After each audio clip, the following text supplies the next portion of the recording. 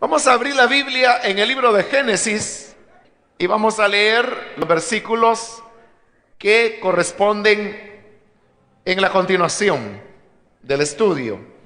Génesis capítulo 17, versículo número 15, nos dice: también le dijo Dios a Abraham: a Sarai, tu esposa, ya no la llamarás Sarai, sino que su nombre será Sara. Yo la bendeciré y por medio de ella te daré un hijo. Tanto la bendeciré que será madre de naciones y de ella surgirán reyes de pueblos. Entonces Abraham inclinó el rostro hasta el suelo y se rió de pensar: ¿acaso puede un hombre tener un hijo a los 100 años y ser madre Sara a los 90? Por eso le dijo a Dios: concédele a Ismael vivir bajo tu bendición. A lo que Dios contestó: pero es Sara, tu esposa, la que te dará un hijo al que llamarás Isaac. Yo estableceré mi pacto con él y con sus descendientes como pacto perpetuo. En cuanto a Ismael, ya te he escuchado. Yo lo bendeciré, lo haré fecundo y le daré una descendencia numerosa. Él será el padre de 12 príncipes. Haré de él una nación muy grande, pero mi pacto lo estableceré con Isaac, el hijo que te dará Sara de aquí a un año por estos días. Cuando Dios terminó de hablar con Abraham, se retiró de su presencia. Ese mismo día, Abraham tomó a su hijo Ismael, a los criados nacidos en su casa, a los que había comprado con su dinero y a todos los otros varones que había en su casa, y los circuncidó, tal como Dios se lo había mandado. Abraham tenía 99 años cuando fue circuncidado, mientras que su hijo Ismael tenía 13. Así que ambos fueron circuncidados el mismo día, junto con todos los varones de su casa, como los comprados a extranjeros. Las semanas anteriores hemos estado estudiando cómo el Señor ratificó el pacto que había hecho con Abraham, y además de eso estableció una señal del pacto, que fue la circuncisión. Además de eso, como dijimos al iniciar el estudio de este capítulo 17, aquí hay 3 nombres nuevos que Dios revela. El primero es el nombre de Dios, que hasta ese momento no se conocía, y es cuando Él se revela como el Shaddai, es decir, Dios todopoderoso, o Dios todo suficiente, como también puede ser traducido el nombre. Ese sería el número 1. El número 2 es cuando Dios le entrega a Abraham un nuevo nombre, que es Abraham. Es decir, que de llamarse Abraham, que significa Padre exaltado, le cambia el nombre a Abraham, que significa Padre de una multitud. Pero todavía faltan 2 nombres más, y el siguiente es el nombre de la esposa de Abraham. Y ahí precisamente es donde nos encontramos en el versículo 15, donde dice: también le dijo Dios a Abraham: a Sarai, tu esposa, ya no la llamarás Sarai, sino que su nombre será Sara. Note cómo Dios ahora también le está revelando un nuevo nombre para su esposa. Originalmente ella se llamaba Sarai, pero ahora Dios dice que ella ya no se va a llamar más así, sino que ella se llamará Sara. Ahora, quiero decirle que tanto el nombre Sarai como el nombre Sara realmente significan lo mismo, significa princesa. Lo único que Sarai era una forma antigua en que el nombre se expresaba. Sara era una manera o una forma más reciente de decir princesa. Eso es algo parecido a lo que ocurre con el nombre de Salvador. Por ejemplo, en la antigüedad, Josué, el discípulo de Moisés y que hizo heredar a Israel la tierra, el nombre de él era Josué. Pero Josué es la forma antigua de Salvador. Es decir, Josué se llamaba Salvador en realidad. En cambio, siglos después y ya en el Nuevo Testamento, cuando nace el Hijo de Dios, él se llama Jesús. Pero Jesús lo que significa es lo mismo, Salvador. Entonces, tanto Josué como Jesús significan lo mismo, Salvador. Lo único que Josué era la forma antigua del nombre y Jesús era una forma más moderna del nombre Salvador. Lo mismo ocurre con Sarai y Sara. Los dos significan princesa. Pero lo que Dios estaba haciendo era cambiando la forma antigua del nombre por una forma más moderna, más nueva. Entonces, uno podría decir, bueno, en el fondo realmente no se estaba cambiando el nombre a Sara. Bueno, desde el punto de vista de el significado no había un cambio, obviamente, porque los dos significan princesa. Lo único que había era como una actualización. Pero la razón por la que Dios hacía esto es porque parecía una ironía el hecho que Sarai, que desde que nació le colocaron el nombre de Sarai y que luego llegó a ser una niña y luego una adolescente, luego una joven. Pero la cuestión es que de princesa ella no tenía nada, pues ni siquiera podía tener hijos, ni siquiera llevaba una vida, digamos, de nobleza, porque tampoco era ella parte de la nobleza. Entonces más bien parecía que el nombre de Sarai le quedaba como algo contradictorio a lo que era su realidad. Pero ahora Dios dice, y por eso actualiza el nombre de ella y dice, se llamará Sara, porque ahora es cuando lo que su nombre significa realmente cobrará significado. ¿Por qué razón? Dice ahí el versículo 16, yo la bendeciré y por medio de ella te daré un hijo. Y oiga esto, tanto la bendeciré que será madre de naciones y de ella surgirán reyes de pueblos. Esa es la promesa que ahora se ha convertido en pacto y que Dios le acaba de decir a Abraham. Porque al establecer la circuncisión como señal del pacto, el Señor le dijo a Abraham que él sería padre de naciones y que de él saldrían muchos reyes. Ahora, como el cumplimiento de ese pacto, más adelante lo vamos a ver, que Dios dice que lo va a confirmar con su descendencia, es decir, Isaac, el que iba a nacer. Pero Isaac sería hijo de Sara. Consecuentemente, Sara llegaría a ser madre de naciones conforme al pacto que Dios había hecho con Abraham, y también madre de reyes. Entonces, únicamente una princesa es la que puede ser madre de reyes.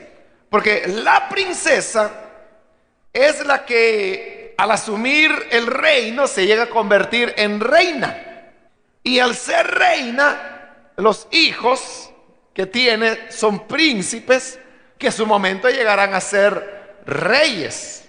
No obstante, ella no puede recibir el título de reina porque aquí quien sigue siendo el rey es Dios.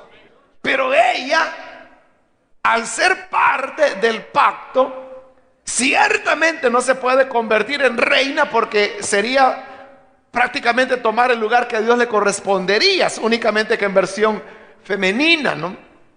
Aunque Dios no es ni masculino ni femenino, Dios es Dios, que es una cosa diferente, ¿no? Los seres humanos somos los que tenemos sexo masculino o femenino.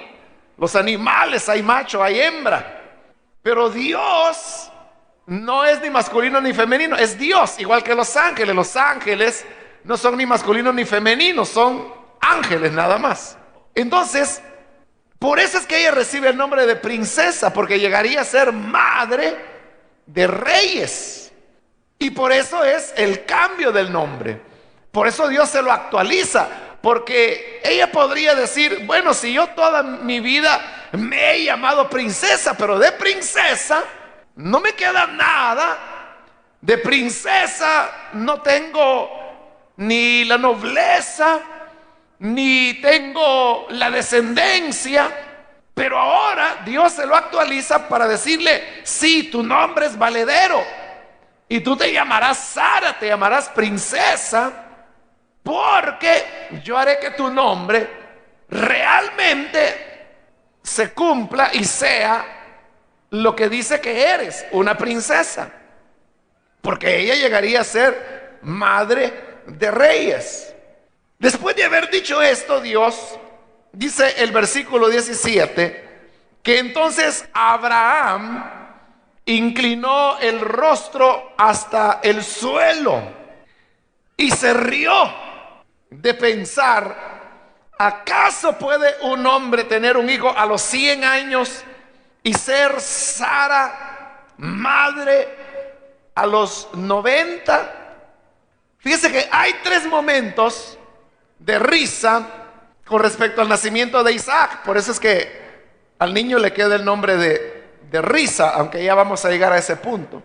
Pero es que este es el primer momento, cuando Dios le dice que él va a tener un hijo, pero de su esposa Sara.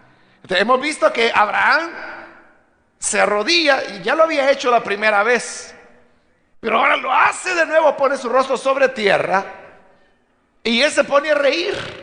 Y ahí dice que la razón por la cual él se reía era porque él se preguntaba, ¿acaso puede un hombre tener un hijo a los 100 años y ser madre Sara a los 90? Le parecía increíble. Entonces, aquí es el primer momento cuando la promesa que nacerá un hijo hace reír a Abraham. En el siguiente capítulo, que es el capítulo 18, veremos que es el segundo momento, y allí es Sara quien se ríe, y abiertamente ella se está riendo de incredulidad. Pero luego vendrá el tercer momento, y el tercer momento es cuando ya Isaac nace. Y cuando nace, Sara vuelve a reírse, pero esa vez es ya no una risa de incredulidad, sino una risa de gozo, porque el Señor cumplió lo que había prometido. Entonces, como siempre que se hablaba de Isaac, incluso en su nacimiento, ellos reaccionaban riéndose. Por eso es que Dios indicará, ya lo veremos, que el niño se llamará Isaac. Ahora, note, en Abraham hay una combinación de fe, pero al mismo tiempo de incredulidad. Porque note que a pesar que él se está riendo de pensar que un hombre de 100 años pueda tener un hijo, realmente ahí lo que Abraham está haciendo es solamente redondear cifras, porque la verdad es que él no tenía 100 años ahí. Más adelante, cuando se habla que él se circuncida, dice que él tenía 99. Pero él lo que hace es redondear a 100. Y entonces dice, bueno, ¿cómo va a ser que un hombre de 100 años tendrá un hijo? Ahí muestra su incredulidad. Pero en su mismo razonamiento dice, ¿y cómo a Sara de 90 años podrá ella llegar a ser madre? Pero oiga lo que está pensando. ¿Cómo es que a Sara, ya no dice Sarai, sino que dice, ¿cómo Sara de 90 años podrá ser madre? Dios le acaba de decir, ya no será su nombre Sarai, será Sara. Y al segundo siguiente, él tiene ese pensamiento, pero ya no piensa de su esposa como Sarai, aunque tenía quién sabe cuántos años, porque no sabemos de qué edad se casaron, ¿verdad? Pero ya tenían, hermanos, no menos de, ¿qué? 60 años de matrimonio o algo así, ¿no? Quizás más. Y después de haber llamado por 60 o más años a una persona, Sarai, Sarai, Sarai, ser madre a los 90. ¿Pero por qué la está llamando Sara? Porque está tomando la palabra de Dios.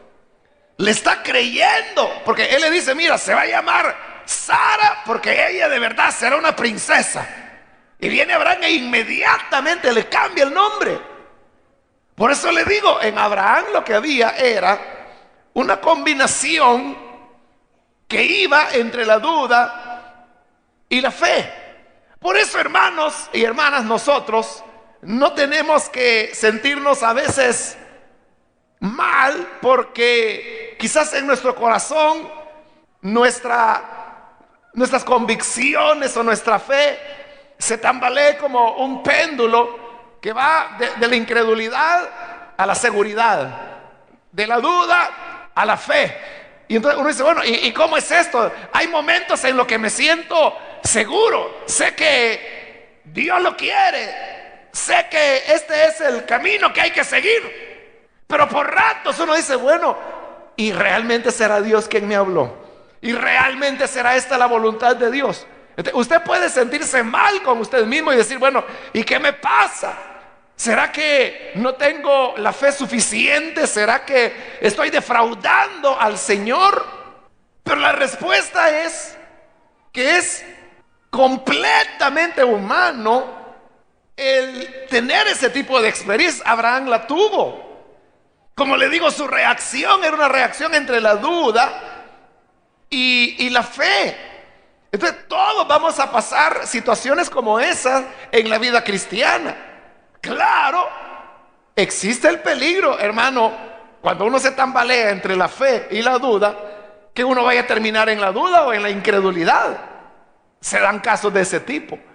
Pero también puede darse lo que se dio en Abraham, y es que de la duda él se mueve a la fe y se mantiene en la fe. Y la fe, una vez completada su obra, ve hecha realidad la promesa hasta que Isaac nace.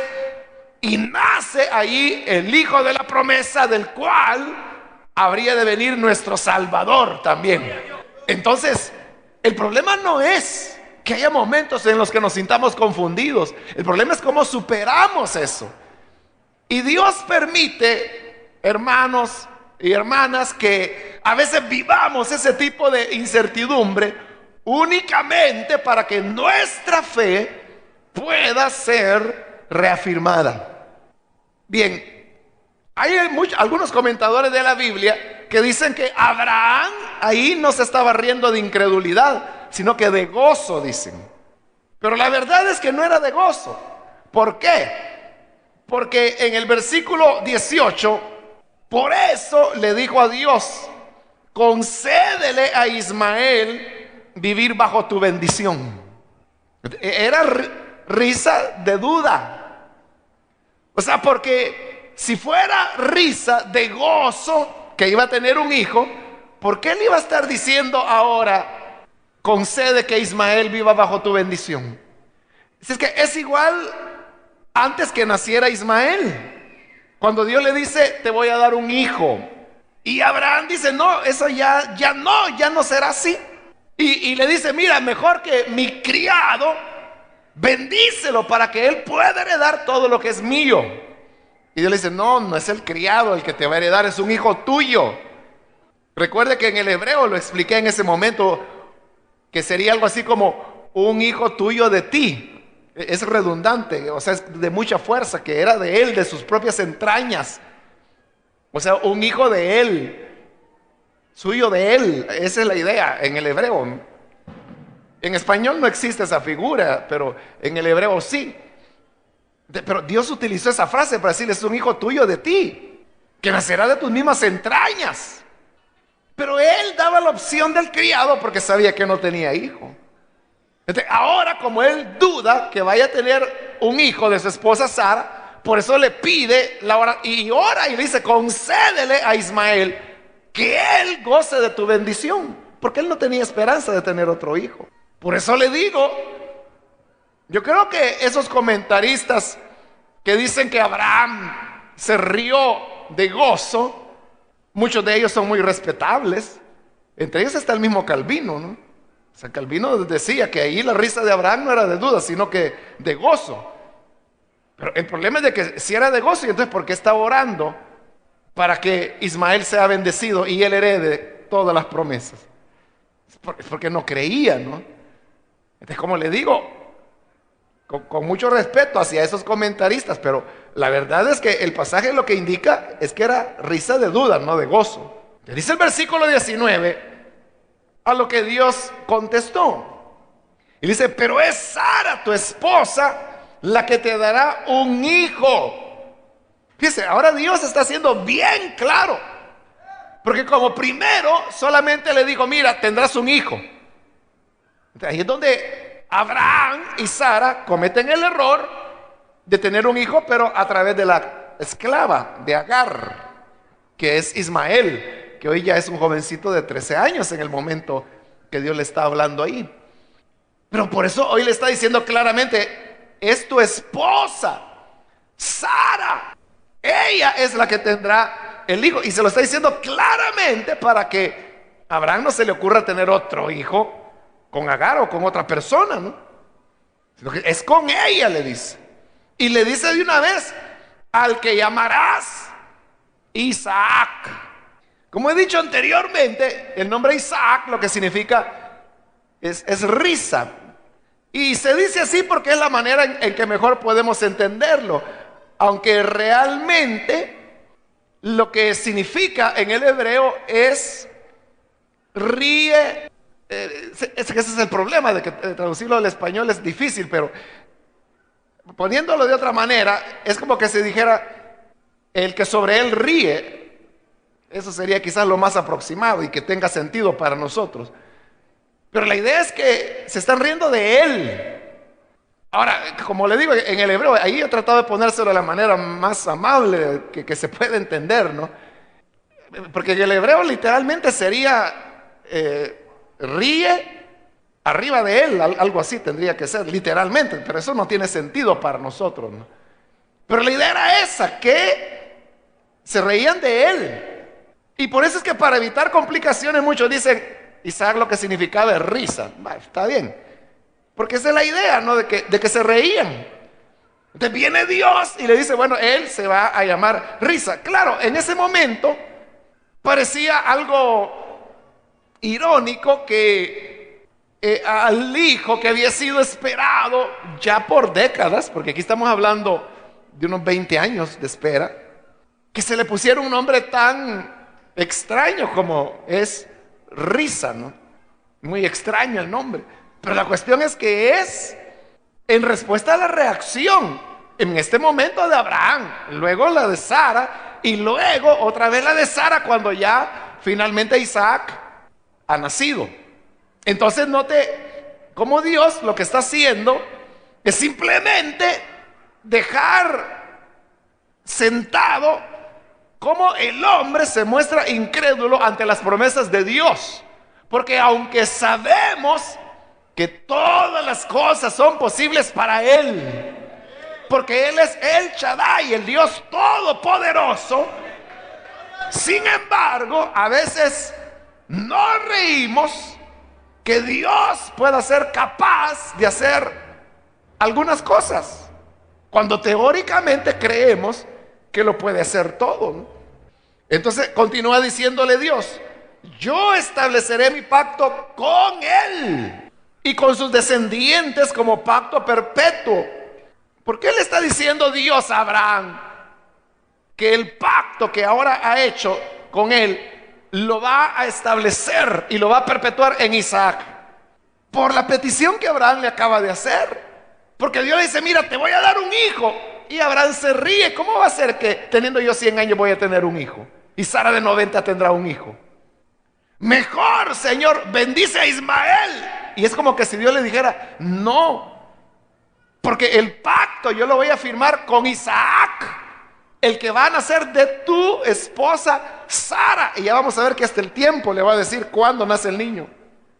Entonces lo que quiere dejar claro Dios es que el pacto no es con Ismael.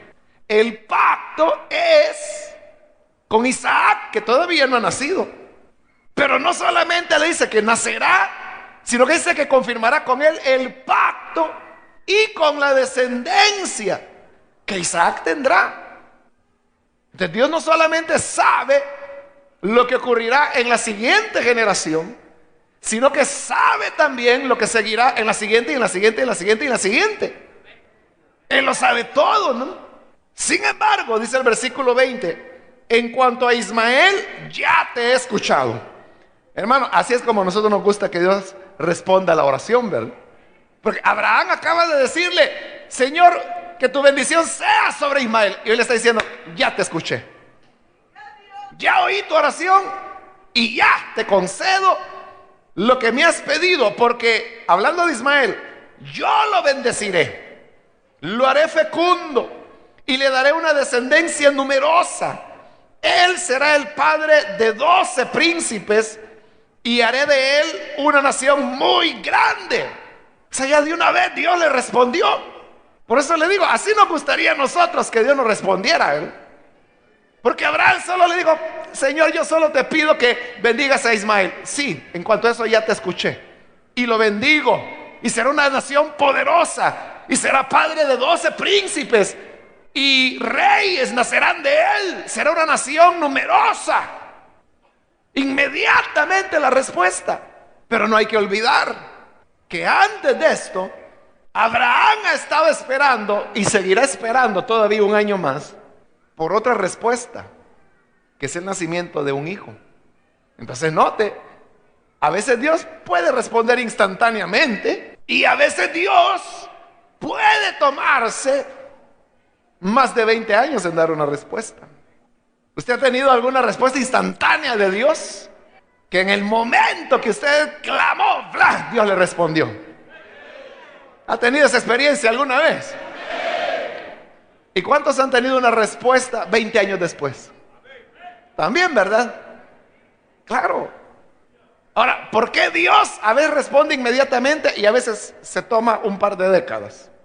Y a veces en las cosas que nosotros más queremos, que ya, respóndeme, Dios dice: tranquilo, espera, ya te voy a responder. ¿Cuándo, Señor? Dentro de 19 años. Pero si Dios se toma su tiempo, es porque la prisa es nuestra, no de Él. Y en aquellas cosas en que uno dice: yo podría esperar, Dios viene y nos puede dar respuestas que uno no esperaba en el momento. Yo le aseguro que Abraham no esperaba que Dios tan inmediatamente le dijera lo que le está diciendo: sí, bendigo a Ismael. Pero a Dios lo que le interesa es ya, digámoslo así, liquidar el tema de Ismael. Decirle: mira, en cuanto a Ismael, no te preocupes, lo voy a bendecir, lo haré grande, será padre de 12 príncipes. Y más adelante vamos a ver que eso se cumplió. Llegó a tener 12 hijos y cada uno de ellos fue un príncipe. Después dice: pero mira, ese no es el punto es Ismael, es Isaac. Y lo lleva de nuevo, versículo 21. Pero mi pacto lo estableceré con Isaac, el hijo que te dará Sara. No andes buscando otra, te lo dará Sara. Y ahora le dice, de aquí a un año por estos días. Ahora Dios está poniendo el tiempo y le dice, de aquí a un año por esta fecha tendrás el hijo. Hermano, para Abraham debe haber sido tremendo, le debe haber dado vuelta el corazón al saber que estaba ya tan cerca el cumplimiento de la promesa de Dios. Y después que Dios le ha dicho esto a Abraham, dice el versículo 22, cuando Dios terminó de hablar con Abraham, se retiró de su presencia. Es decir, Dios se fue de hablar con Abraham. Dice, Dios se retiró de su presencia, es decir, de la presencia de Abraham. Pero la pregunta es esta: ¿puede irse Dios de un lugar y que su presencia ya no esté ahí? No. En la Reina Valera creo que dice, y después que Dios habló con Abraham, subió. Parece que así dice la Reina Valera, ¿no? ¿Cómo dice? Subió a Dios cuando terminó de hablar. El punto es ese: si Dios puede subir y que abajo ya no quede Dios, ¿puede ser eso? ¿Puede ser o no puede ser? Claro que no, porque Dios es omnipresente, ¿no? Él está en todo lugar. Entonces, ¿por qué? Porque dice, en el caso de la Reina Valera, que subió Dios, y aquí la NBI dice que cuando Dios terminó de hablar, se retiró de su presencia. ¿Por qué dice así? Porque se está utilizando lo que se llama un antropomorfismo. Y es cuando Dios se aplica a sí mismo figuras que son humanas, pero que en la realidad no se dan, porque Él no es humano, Él es Dios. Entonces Dios realmente nunca sube, nunca se retira. Él siempre está ahí. Lo que realmente sucede es que su manifestación a Abraham cesa, pero Él sigue estando ahí. Él sigue estando ahí. Nosotros siempre estamos en la presencia de Dios. Y Él siempre nos ve a nosotros. Y donde quiera que vayamos, Él va con nosotros. No crea que cuando nos vamos de este lugar usted dice, bueno, qué bueno, ya cerraron el portón, ya se quedó Dios encerrado ahí pasa buenas noches, Señor, y me voy. Y como que lo dejamos aquí encerrado, ¿no? Algunos así piensan porque afuera viven de una manera diferente que adentro, ¿no? Pero la verdad es que aquí lo que se queda es el cascarón vacío. Dios siempre va donde sus hijos están. Amén. Porque Él está en todo lugar, siempre. Siempre. Es solamente una manera de expresar que Dios había terminado de hablar con Abraham. Ahora fíjese, apenas Dios termina de hablar con Abraham, dice el versículo 23, ese mismo día, y recuérdese que para ellos el día terminaba a las 6 de la tarde. Ese mismo día, Abraham tomó a su hijo Ismael, a los criados nacidos en su casa, a los que había comprado con su dinero, y a todos los otros varones que había en su casa, y los circuncidó, tal como Dios se lo había mandado. Abraham tenía 99 años, esa es la edad real. Adelante, cuando él dice 100, ya dije, estaba redondeando.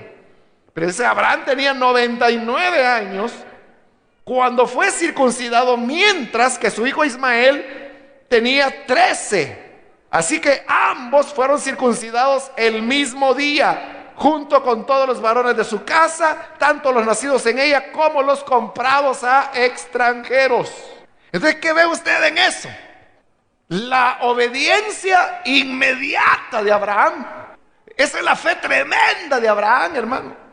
Porque Dios le ha dicho, de aquí a un año tu esposa tendrá un niño y se llamará Isaac, y por estos días nacerá. Y ahora Abraham ha creído. Pero como Dios le ha dicho que la señal del pacto es la circuncisión, el mismo día, dice que se circuncida a él, circuncida a Ismael y circuncida a todos los varones que había en su casa. Muchos de esos criados no sabían qué estaba pasando. Y Abraham le dice, ven para acá que te voy a circuncidar. ¿El qué? Le dice, que te voy a circuncidar. ¿Pero por qué? A venir para acá, vos haces caso. Y de una vez lo circuncidaba. No había momento para explicar. Después seguramente Él les explicó. Pero fíjese, así como a nosotros nos gustan esas respuestas como la que Dios le dio a Abraham con respecto a Ismael, inmediata. Nos gustan las respuestas inmediatas. Pues a Dios le gusta nuestra obediencia inmediata también. No el postergar, no el que diga, no, cuando yo salga de bachillerato, allí le voy a cumplir a Dios. No, yo ahorita todavía me voy a dar unos colacitos, pero después del 24 y el 31 en enero, ahí sí. Cuando cumpla 18, que cuando me case, que cuando me bautice y mil excusas. Pero Dios lo que quiere es nuestra obediencia ya, inmediata.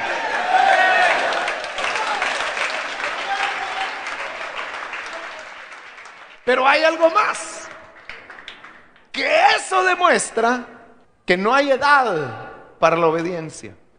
Porque allá afuera que se tratase de un muchachito como Ismael de 13, pero es circuncidado, o de un anciano de 99, obedece y es circuncidado. Clínicamente, mientras más edad tiene un hombre, más complicaciones pueden producirse al momento de circuncidar a una persona. Mientras menor es, menos riesgo hay. Por eso es que eran circuncidados a los 8 días de nacido.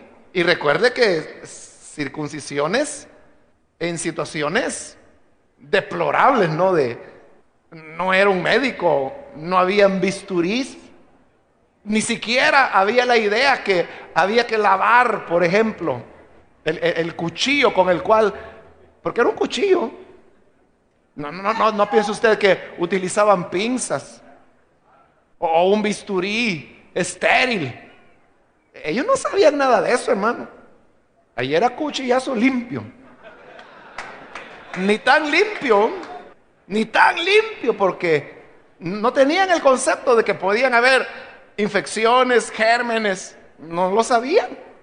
¿Cuán riesgoso no era para un anciano de 99 años circuncidarse en esas condiciones? Pero lo hizo. Entonces, para la obediencia no hay edad ni hay excusas. Entonces, hay ancianitos que dicen, no, mire, yo ya tengo 99 años, bautíceme, porque mire, yo con mi señora ya tenemos unos 30 años que no tenemos nada. Así que ¿para qué nos vamos a casar? Mejor bautíceme así nomás, de todas maneras, yo ya tengo 99, ella tiene 87. Pero cuando se trata de obedecer a Dios no hay edad. Simplemente Dios dice algo y hay que obedecerlo.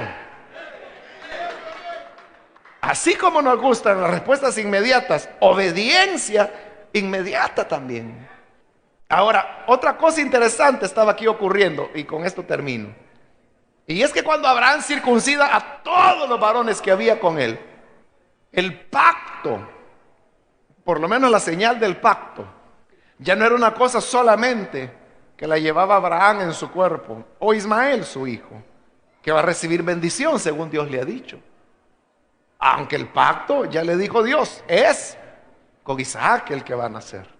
Pero todos los demás ahora han sido circuncidados. Entonces, ¿qué es lo que ha ocurrido? Que se ha formado una pequeña comunidad donde no solamente les une ahora el hecho que tienen un mismo patrón, un mismo amo, que es Abraham, sino que ahora hay algo más que los une. Y es la señal del pacto que ahora está en ellos. Porque Abraham tuvo que haberles explicado. Y les dijo, oigan, yo hice esto porque Dios me dijo esto, esto y esto, porque me ha prometido esto, esto, esto y esto. Ah, dijeron ellos, entonces significa que hoy somos una hermandad. Y eso eran. Igual que nosotros, hermanos, cuando somos parte de la iglesia, nos sentimos miembros de algo, parte de algo. Sabemos que no es simplemente que venimos aquí porque nos gustan estas sillas y aquí nos venimos a sentar todas las tardes. O sea, no es por eso, hay algo más. Y es el sentido que somos iglesia, que somos comunidad, que somos pueblo de Dios, que somos el cuerpo de Cristo. Entonces, eso es lo que realmente hace nuestra unión, y es una unión mucha más estrecha, muchas veces, que aquella que producen los lazos de sangre entre personas. ¿Verdad que sí es, hermanos? Porque a veces con la familia usted, bueno, como hay que verlos, ¿verdad? Pero los hermanos en Cristo, cada día. Por eso bien dice el libro de Proverbios que amigo hay más cercano que un hermano, ¿no? O sea, ¿y de qué vale familiar lejano? Es mejor el amigo, pero cercano, ¿no? Porque es mejor el perro vivo que el león, pero muerto. Entonces lo que nos une y lo que unió a ese grupo de gente de Abraham ya no era solamente que eran criados de él, sino que ahora la señal del pacto estaba sobre ellos. Entonces, hermano, la lección que podemos aprender de eso es que en medio de nuestras luchas de fe, porque Abraham estaba ahí en una lucha de fe, entre la duda y la convicción, pero la obediencia. Entonces, como he dicho en otras ocasiones, aunque no entendamos, obedezcamos. Que de lo otro Dios se encarga después.